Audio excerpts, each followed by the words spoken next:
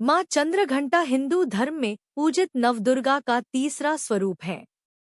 नवरात्रि के तीसरे दिन इनकी आराधना विशेष रूप से की जाती है। देवी चंद्रघंटा का नाम उनके मस्तक पर सुशोभित अर्धचंद्र के कारण पड़ा, जो घंटी के आकार का प्रतीत होता है। यह स्वरूप शक्ति, साहस, करुणा और संतुलन का अद्भुत संगम है।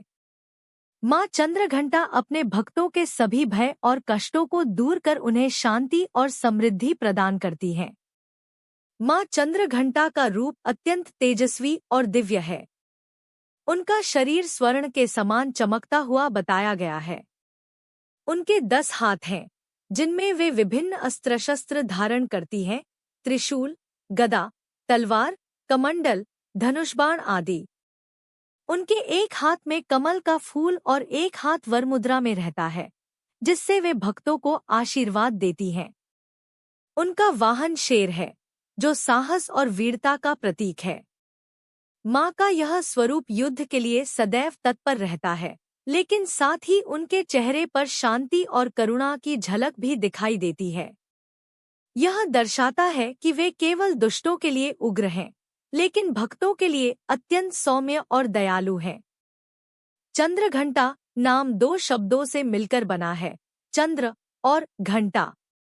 उनके मस्तक पर स्थित अर्धचंद्र घंटी के आकार का होता है, इसलिए उन्हें चंद्रघंटा कहा जाता है। इस घंटी की ध्वनि अत्यंत शक्तिशाली मानी जाती है, जो नकारात्मक ऊर्जा, भय और दुष्ट शक्तियों का नाश करती है। पौराणिक कथाओं के अनुसार माँ चंद्रघंटा का यह स्वरूप तब प्रकट हुआ जब उन्होंने भगवान शिव से विवाह किया। विवाह के समय भगवान शिव का रूप अत्यंत भयानक था।